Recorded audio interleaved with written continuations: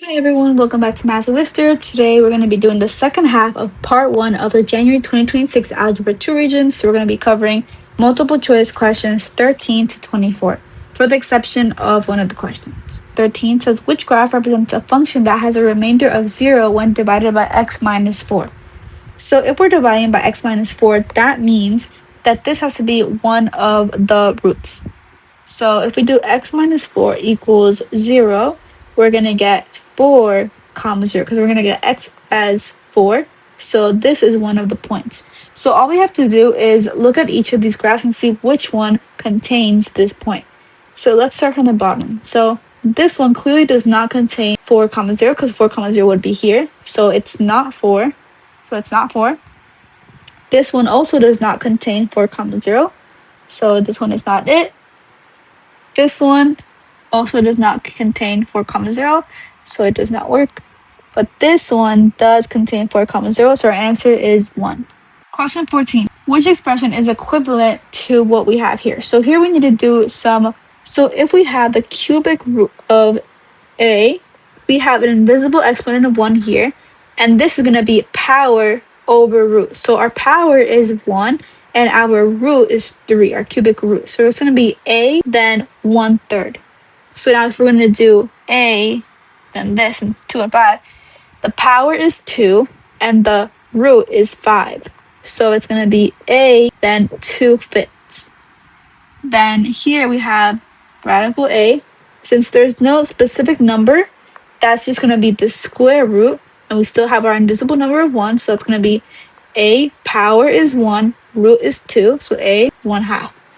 So it's going to look like this. A 1/3 times a 2/5 over a 1/2. So since both of these have the same base of a, 1/3 is going to be added to 2/5. So we're going to get a 1/3 plus 2/5 is going to be 11 over 15, then over a over 1/2. Now since they also still have the same base, we're going to now subtract these two because it's division. So we're going to get a power of 7/30. So the answer is 2.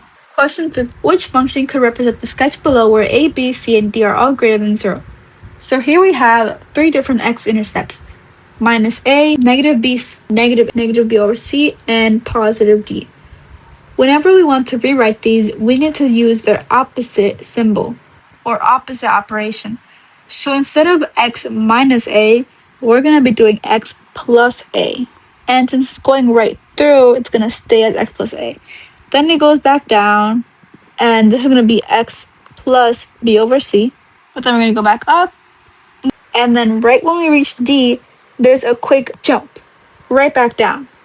So that's going to be x minus d, because again, we're doing the opposite. So instead of positive d, it's going to be negative d. But it's going to be squared because it experienced a little jump. And we also know that this is a parabola because they have the same endpoints. But it's going to be a negative parabola because, what is it? It's an upside down U shape. So now let's look at our options. We can immediately eliminate 2, 3, and 4 because they don't have x minus d squared except for 1, which makes it correct. Question 16. Now in this question, they're asking us to find the probability that a student has a job given that the student's average is between 90% and 100%. So probability that they have a job given that the average is between 90 to 100%. So given that the average is between 90% and 100%, that means we need to take the total of this entire column. So if we do 52 plus 35, we're going to get 87. So that's going to be our denominator. Now it's saying what's the probability that the student has a job within this group? That's going to be 52.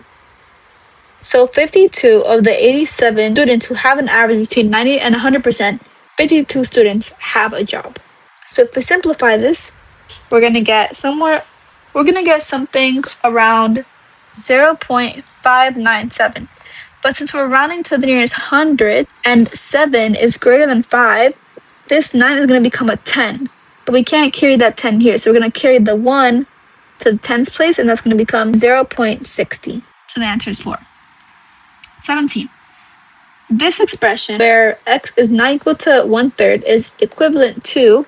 So to solve this problem, I'm going to do synthetic division. So I'm going to do synthetic division for this. So I'm going to first set 3x minus 1 equal to 0 to find out what I'm dividing by. I'm going to add 1, 3x equals 1 divided by 3. So I'm going to get x equals 1/3. So when you do synthetic division, you're going to write 1/3 on the outside, and you're going to take these values here and put them on the inside, but only their actual numbers. So the constant. So 3, -4, -17, and 6. And you're always going to add down. So since there's nothing underneath 3, I'm just going to add 0, which is 3. Then I'm going to multiply with the 1/3. So 3 times 1/3 is going to be 1. And I'm going to carry that to the -4. So then -4 plus 1 is -3. Then -3 times 1/3 is going to be -1. Then -17 minus 1 is -18. And then multiply it, so 1/3 times -18 is going to be -6. Then 6 minus 6 is going to give me 0. So now to rewrite this, I'm going to take away 1 degree. So instead of being raised to the third, instead of being raised to the third, it's going to be raised to the second. So it's going to be 3x squared minus 3x minus 18. So now to have this, I'm going to rewrite this. So there is a GCF between these three numbers, and that's 3. So I take out a 3, and I'm just going to put in the remaining value. So x squared to make 3x squared, negative x to make negative 3x, and then -6 to make -18. Now that I have that, I'm going to simplify what's in here. So what two numbers multiply to give me -6 but add to -x, or -1x? That's going to be x minus 3 times x plus 2, because -3 plus 2 is -1, but also -3 times 2 is going to give me -6. So our answer is 2. Question 18. 3 students put their first steps to solve the equation x squared minus 4x equals 9. So now it's looking for the correct steps. Well, let's try out these different ones. Let's look at Rosie's first. This is saying that the value of x is 9. So let's rewrite this as 9 times 9 minus 4 equals 9. If we simplify 9 times 4, we're going to get 5. If we do 9 times 5, we're going to get 45. And 45 is definitely not equal to 9. So Rosie is not right. Now let's look at Max and Gus.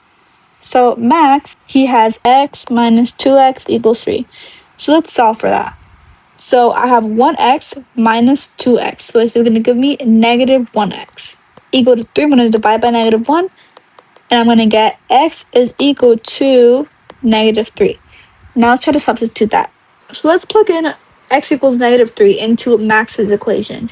So if we do -3 minus 2 times -3, that's -3. Then -2 times -3 is going to give us +6. -3 plus 6 is going to give us +3. And that does work. But now let's actually do it for the actual equation.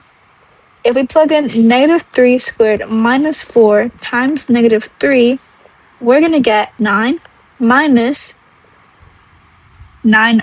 We're going to get 9 plus 12, which is 21. And 21 is definitely not equal to 9. So that won't work.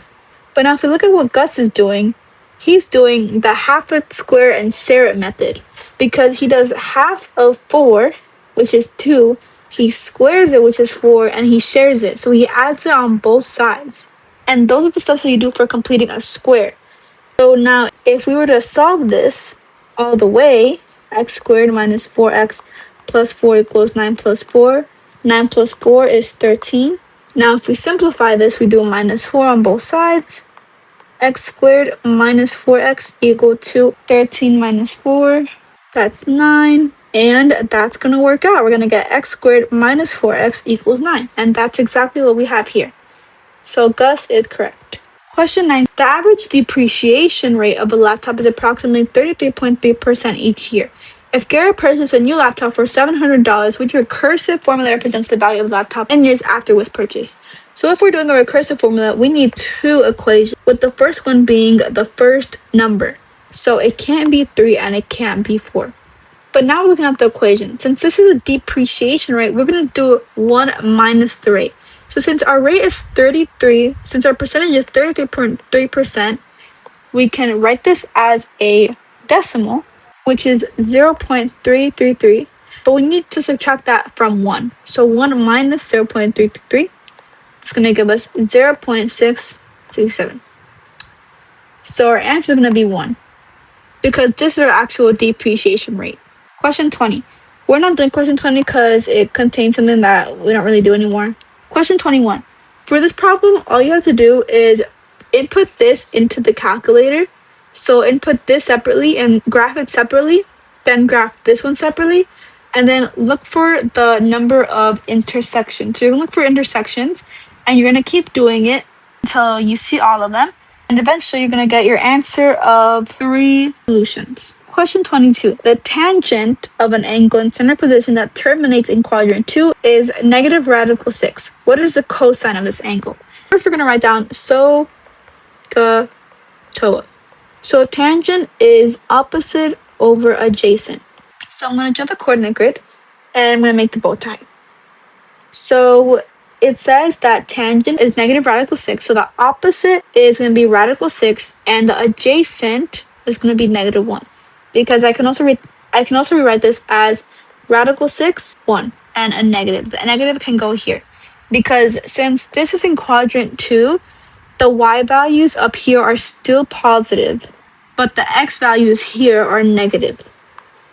So now that I have that, it's asking now for the cosine. So cosine is adjacent over hypotenuse. So I don't know what the hypotenuse is, but I do know the adjacent. The adjacent is negative 1. So now to do the hypotenuse, we need to do the Pythagorean theorem. So we're going to do radical 6 squared plus negative 1 squared equals c squared. So radical 6 squared is just going to be 6. Then negative 1 squared is just going to be 1. So 6 plus 1 is 7. But then 7 equals c squared. So I'm going to do the square root. And I'm going to get that c is equal to radical 7. So that means that the hypotenuse is radical 7. So my answer is going to be 4. Question 23. Miranda joins the gym and pays an annual membership of $400. Due to rising costs, the gym operator has told her how the membership will increase 8% each year after the first year. How much will Miranda have paid in total to the nearest dollar if she is a member for 6 years? So to solve this problem, we need to use the geometric series formula. So we have the sum of n is equal to a1 times 1 minus r and then over 1 minus r. So in this case, we're looking for the sum of 6 years. So that's going to be our n value. So s of 6 is equal to a1. So a1 is the starting value, so 400. Then 1 minus the rate. So the rate is 8%. That's how much it's increasing by. So if it's increasing by 8, that means that we need to do 8%, which is 0.08, but then add by 1, because it's also mentioned in the first year. So we need to take that into account. So it's going to be 1.08 as our rate. And the n again is 6. Then we do 1 minus the rate, which is 1.08. And we're going to get an answer of around 2,934. So the answer is 3. Last question. Assuming exponential growth, which statement is true? Well, we can immediately eliminate 2 because this is not an exponential growth equation. This is a linear. Now, since it's exponential growth, we need to look for the initial value. So the starting value is at 0, and it starts at 4. Is that when x is 0, or when t is 0, p of t is 4. So it's going to look like this, 0, 4.